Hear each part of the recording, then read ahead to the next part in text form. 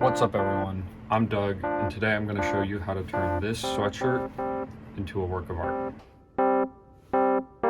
Okay, so I've started off by washing the hoodie.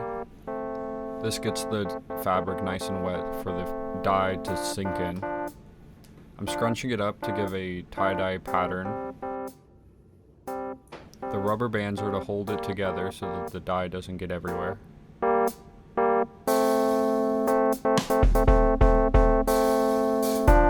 The style of tie-dye I'm going to be using today is an ice tie-dye, where you get a bunch of ice and put it on top of the hoodie, and then you put the powder dye on top, and as it melts, it spreads the dye throughout the fabric.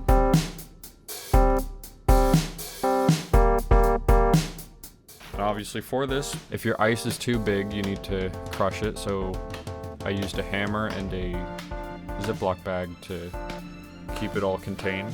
So now I have nice small pieces for the project. This is a painting roller bucket thing and a tray to hold the fabric on top. This is so that the fabric isn't just sitting in a pool of the dye as the water melts and the dye collects at the bottom. I'm covering the top part with as much ice as I can fit onto the fabric.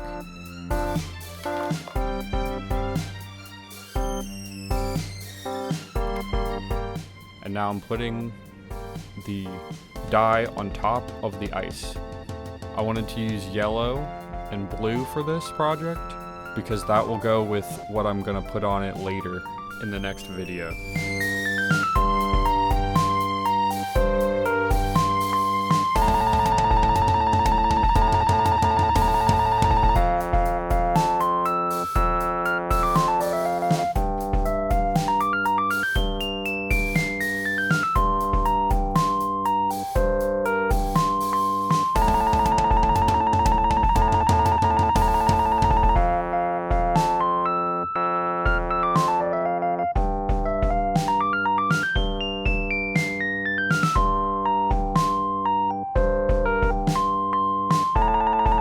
So once you've gotten all of the dye onto the fabric, you just let it sit there as the ice melts, and the dye will make it through the fabric.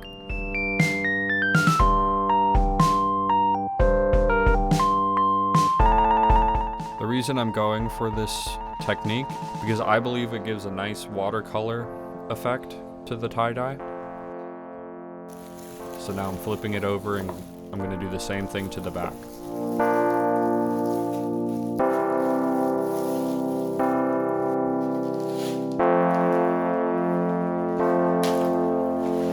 I would recommend wearing gloves when you do this because I didn't at first, and now my hands are blue and green from the dye.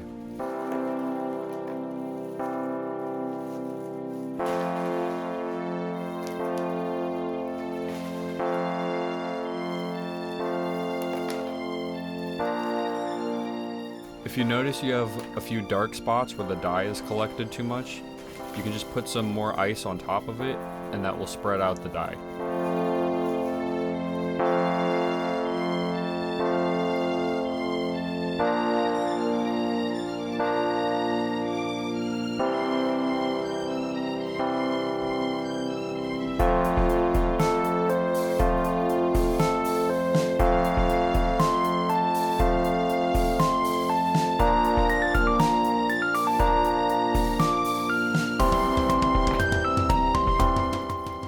Once you're done, if you want a more intense color, you let it sit for a while.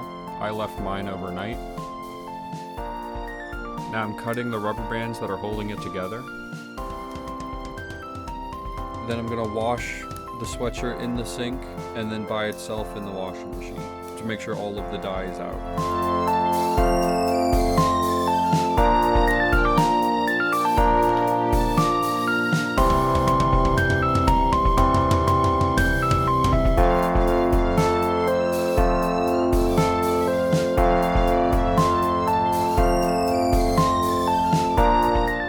This is the finished look. on person. I think the ice gave a really smooth color transition from the yellow to blue, giving a nice watercolor effect.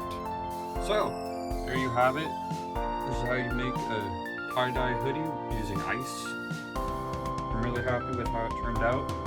I am not done with it. I still plan on adding something else, something special, and I hope you guys subscribe and stay tuned for that next video. Thanks.